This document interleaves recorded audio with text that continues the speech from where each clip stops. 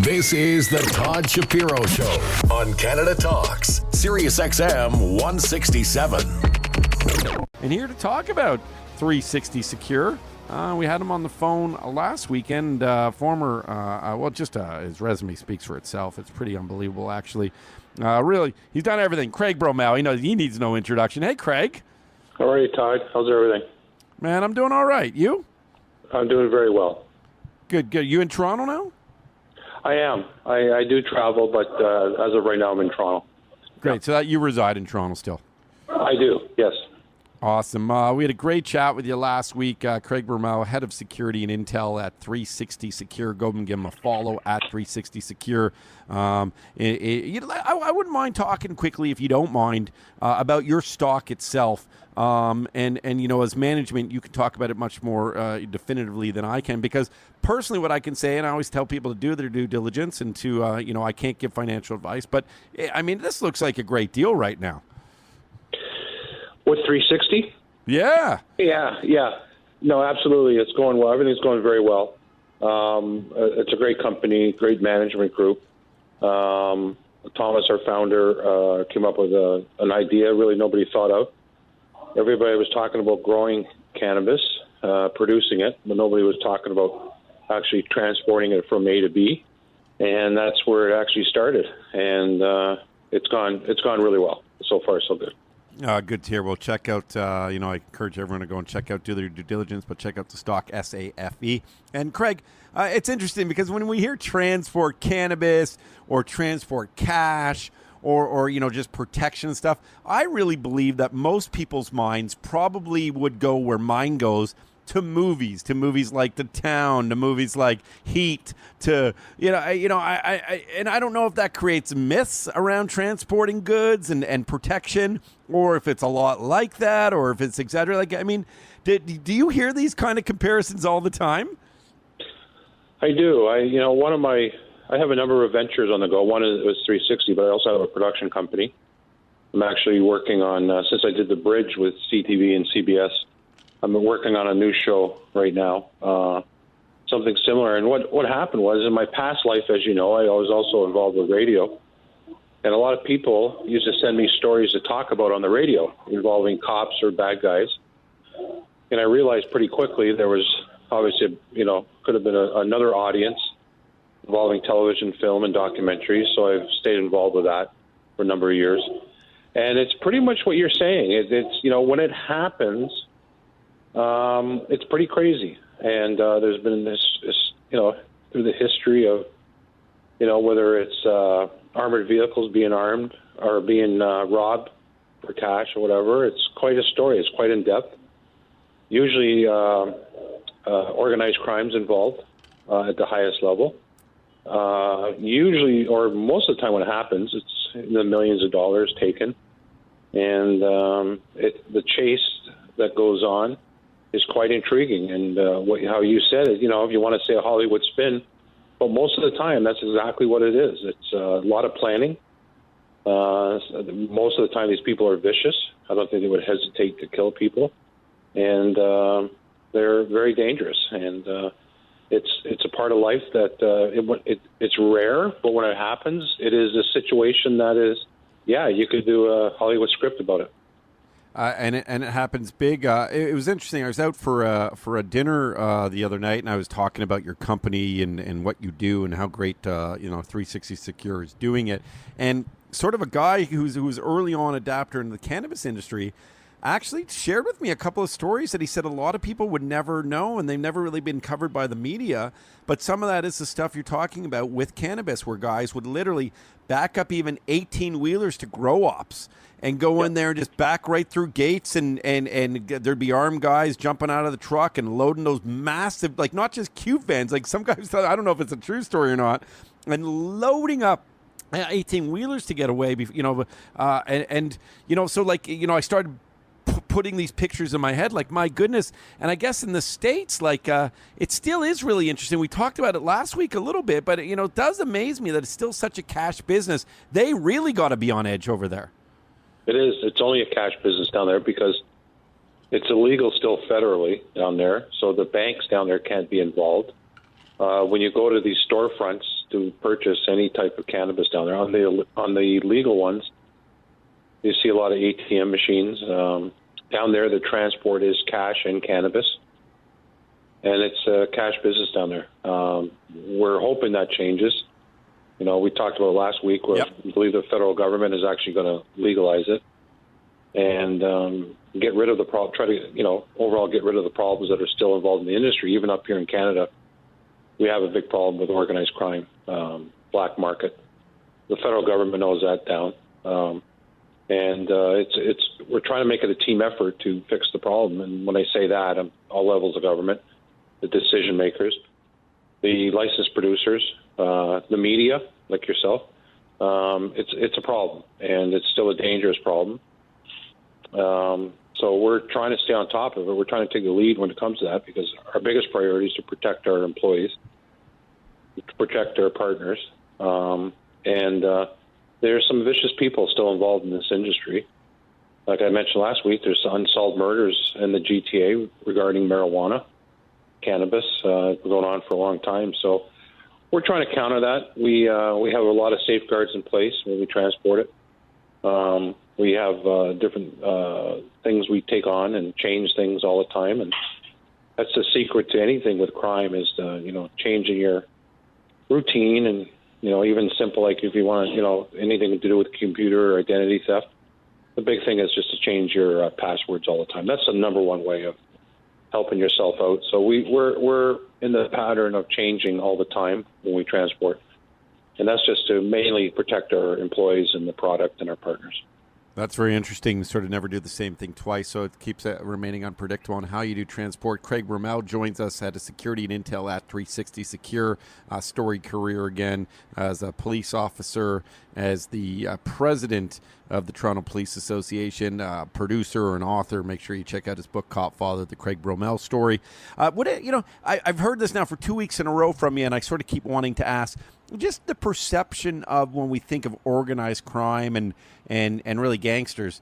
Does that sort of surprise, do you think, the average Canadian, how relevant and how really prevalent it is in Canada itself?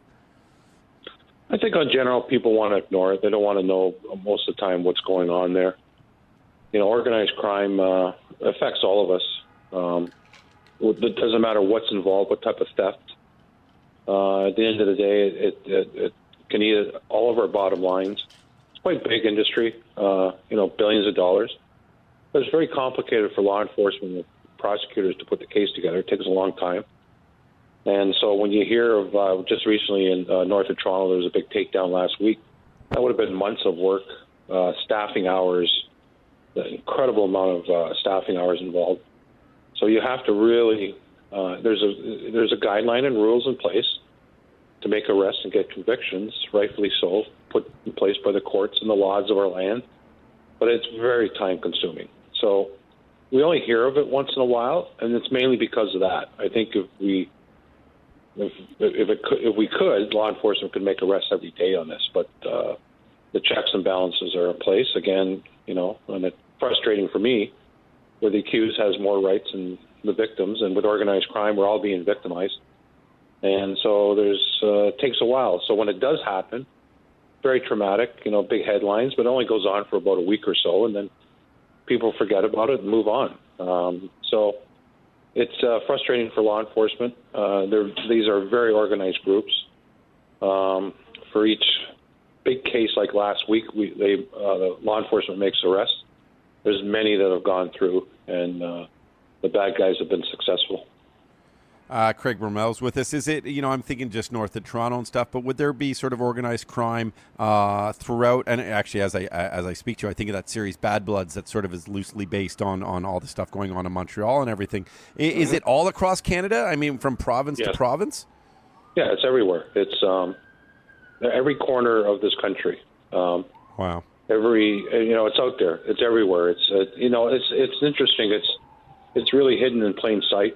A lot of it. But again, there's laws in place, and we're not in a society where to build a case, it's quite complicated and very time consuming. But wherever you live, somehow it's affecting us. But again, they're very good. They're very organized. These people that run these organizations, and it's not just the Soprano stuff. It's different levels of organized crime. Street gangs right now are big in Toronto. They have been for a while now. That's organized crime. So that's affecting us also.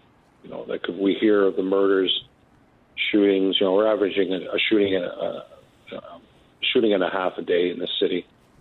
Vast majority of that's going to be street gangs, which is organized crime. They're very organized now.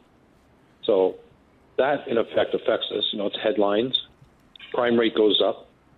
We have a big problem with tourism. We're going to have a problem with real estate. Look at Detroit. Nobody goes to Detroit for a vacation or buy a house because the crime's so high. And we're very conscious of that here. We want to make sure that does not happen here. We have pockets of the city of Toronto I would not go to. I would not recommend you go to. And that's just a fact. That's the truth.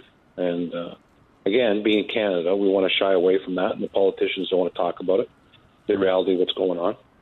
And it's unfortunate, but I guess if society wants to say, okay, well, let's keep it in this corner of the city or this part of the city and just keep it there, that's fine. Well, so be it. It's really interesting. We have a few regular individuals on our program. One of them is, you may have heard him, a criminal defense lawyer, Ari Goldkind.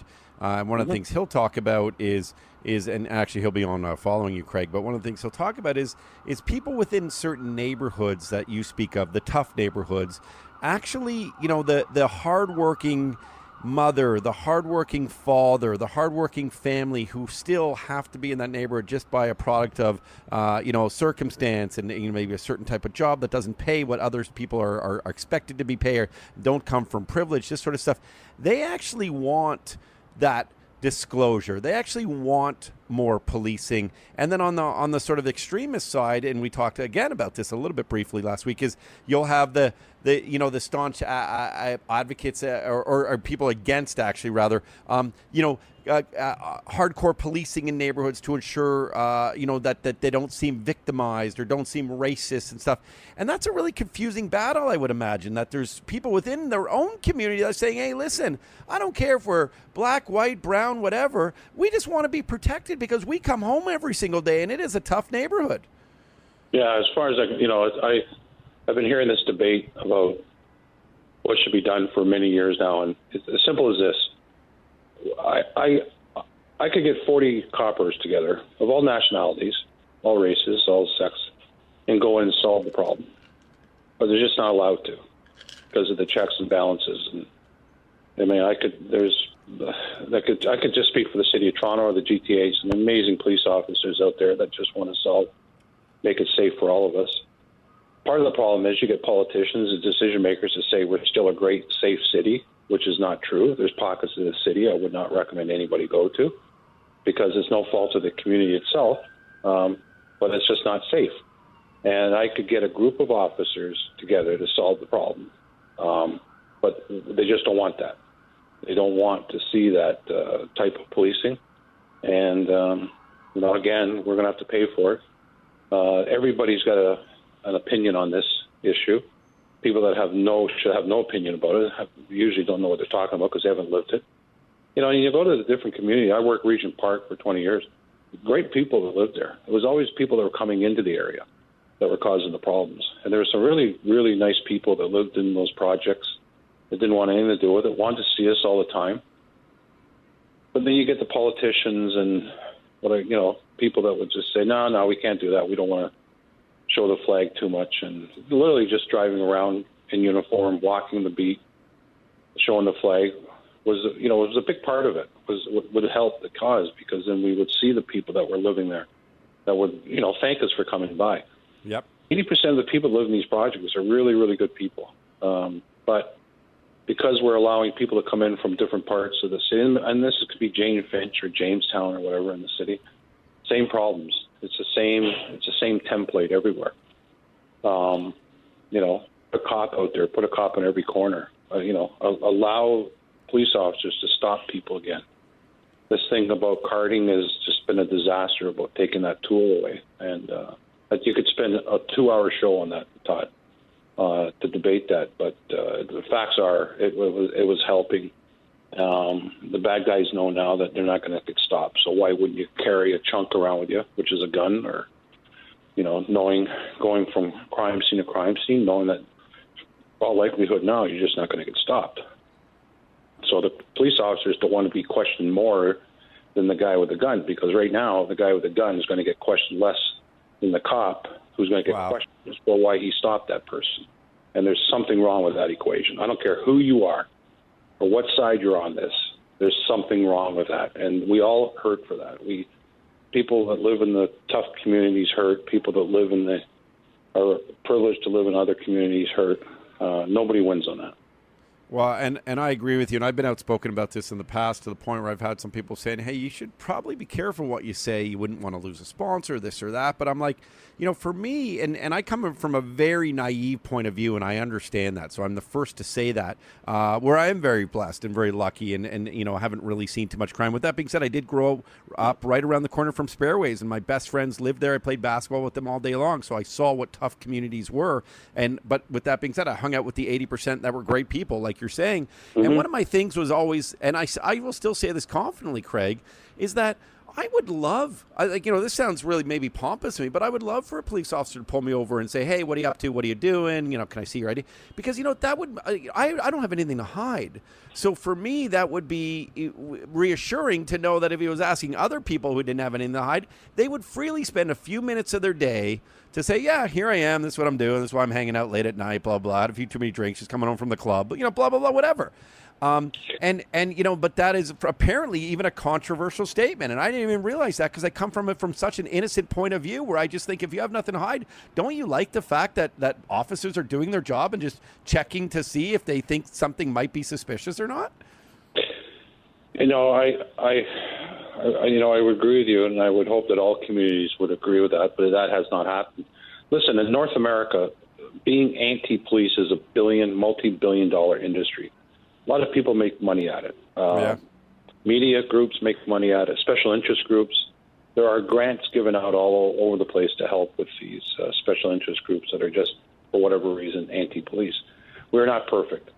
Nobody's perfect in this world, and neither are police officers. But, I say this every time on a show like yours, Todd. The amount of times for the period of time I've been on your show right now, a couple of dozen times, like in the city of Toronto, police officers have been rushing to help people. They didn't care what color they were. They didn't care good guy, bad guy. They get the 911 call. They get the hot shot. They attend no matter what. And that's happened a few times since I've been on the air with you in the city or anywhere else in Canada. That just doesn't get spoken about enough. And, people are making money on the negativity of law enforcement. That's just a fact. If you check and everywhere, people are given government grants to, help them investigate stuff. 97% of the time, investigations go nowhere. The checks and balances are in place. We want, police officers they really want that, put it in place if it's going to help. And most of the time it comes back. When it does come out that somebody has screwed up, a police officer, then he or she should be punished for that. We've always said that. It's bad enough now that somebody has purposely, with intent, gone and screwed up, and get rid of that person. But where there's no intent and somebody's just trying to do their job and a lot of politics comes into it, then they should be given an even shake as to what happened here. And that's not happening enough. It angers me to hear that, and I say that as a coward, Craig, because they're so brave. So many men, women of so much diversity. That's one of the things, by the way, I noticed when I was at the Raptors parade with my little boy. And for the record, I did leave early because I suspected that something might happen. It didn't feel safe to me. I just sort of got that gut feeling, which I think is a great indication for a lot of individuals. Always trust your gut. But one of the things I was so proud of was looking at the diversity of our police force in the city. And that's another thing that's not talked about so much. There's the bad apple stuff talked about, and that's exaggerated, and all of a sudden we have to stereotype every officer for being a certain way and looking down on criminals a certain way. But that is not the case. There's wonderful representation of what this country has become, and there's wonderful individuals who are, again, putting their lives on the line to protect all of us. And I'm not just saying this because you're on air with me, Craig. It angers me to the point where I don't get why media doesn't want to highlight the great officer stories every day, where that should lead the 6 o'clock news. And it's a shame we focus on the bad. And now hearing about the fact that there's even organizations and government grants and that stuff to focus on the negative aspects. Yes, there's negativity everywhere. If we only focused on the negativity of every single other individual group, how terrible would this world be? That's what we're trying to protect ourselves from, to saying, hey, there's more than just a stereotype. Please don't stereotype officers because of the one bad apple. Yeah, and the different police services everywhere have been really good at bringing all different communities into the service. And I've always said, even when I ran the police union in Toronto, it didn't matter if you have 10 candidates. I didn't care who they were or what they were, but they equally had to have the same tests, and they had to pass equally. And you take the best. If you're picking 5 out of those 10, you take the best 5, no matter who they are, what color they are. But don't lower the standards for certain communities. Another topic for 2 hours is affirmative action. Affirmative action is not fair to anybody, and that was, that's a problem, because in a profession like this, it's just life and death. We're the only profession anywhere that can take a life under certain circumstances. Really, there's no other profession like that, and then be justified for doing that if you're protecting yourself or others out there. I mean, let's think about that for a minute. So wow. I don't care who they are. I don't care what person, where they're from, what color they are. You pick the best candidates no matter what. And if the best 5 candidates come from a visible minority community, then you hire them on. But make the testing equal. Don't lower the standards to justify a certain community getting hired on. Nobody wins, including the officers that are being picked for lower standards. It's not fair to him or her, because they're going to be in life and death situations very quickly in their lives. And again, there's no other profession out there that has the power to do what we can do. Not the medical, nobody. We're the ones, under certain circumstances, legally take a life. And you don't want to lower standards when it comes to that. There's no other profession like that. I don't know how they gauge this, Craig Bromell joining us, but is there sort of statistics to show that it actually is tougher right now to be a police officer than ever, meaning more risky? Or is that just, is it always risky? Well, in my day, it was insane. It was crazy. It was just, it was just bonkers, man. No, because the risk is not so much facing the bad guy with the gun. The risk is the politics of it. Men and women of the police are hesitating to do their job because they're afraid of what's going to happen to them. And the training now, which is so much better than the training I ever had, the training now is incredible for these people. And they're given more weapons now than ever before to defend themselves. So it is riskier, but for a number of reasons, not so much facing a shootout or somebody like nowadays, the knifing murders and the amount of people being stabbed now is just insane. Like, we're hearing it all the time. So they're up against that, but it's the Monday morning quarterback that's causing stress to these people. Oh. So it's the second guessing no matter what. If you're involved in something where you're responsible as a police officer for injuring somebody or a serious injury or a death, there's a dozen different organizations that will look at it, see if you screwed up or not.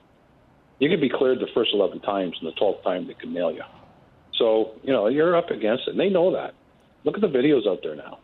You can't move. You're always on video. Not just police, everybody, all of us are. But yep. So there's a higher risk for that, because I'm always worried about the hesitation.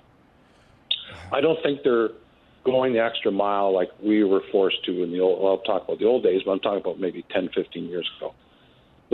They're hesitant about doing that because they don't want to. You go to police college. Police College 101 does not prepare you to be on the front page of the Toronto Star. Anywhere in your family is going to see a picture of you because of something you did. They don't train you how to be. They train you about everything else, but they don't train you as to how all of a sudden you're going to be a celebrity where everybody's going to recognize you for the wrong reasons, even if you have done your job properly. Because nobody gets prepared for that. And that's a part of law enforcement now. Yeah, and I can tell you that, Craig, I forget if I shared this with you already, and I don't think I have. I did a hosting gig once for the Hold Up Squad, and just got to MC it, and I actually did a decent job. Officers have a wonderful sense of humor, I got to tell you. Oh yeah, that's for sure. And I'm not even that funny. That's how I know they were actually laughing at some of the things I said. And then, obviously through me being in media and back in the Edge days and stuff, so a lot of officers and young officers kind of knew of my name and knew of me. And we got to talking at the end of it, and they said, so many of the young officers said so much of what you're saying, and it really resonated with me as a personality where sometimes you feel like you're a target where you shouldn't be, yet I'm not even doing anything where I have to hesitate, to try and protect other people. I'm just trying to entertain people. And they really said exactly what you just touched on, which made me have so much empathy for them trying to do their jobs, which really goes against their training because now they're second guessing. They're second guessing the person videotaping them. They're second guessing, will someone be, just stirring it up to create a viral video or something. And that really did sadden me because the last thing you ever want is people to, back to gut instinct and gut and training. The professionals, you don't want them to second guess it. They're right far often more than they're wrong. And I just hope that if individuals and civilians really still always respect and appreciate that. I know, Craig, I do, and I appreciate your time on the program, representing not only just yourself, your production company, your book, everything you're doing, Craig Bromell, but also 360 Secure and the 360 Secure Corp, 360secure.com. Man, I love chatting with you. I hope we can keep these going. Anytime, Todd. All the best, and hopefully everything goes well in September. Congratulations on that news also. Okay, thank you very much, man. Craig Bromell, everyone. This is the Todd Shapiro Show on Canada Talks, SiriusXM 167.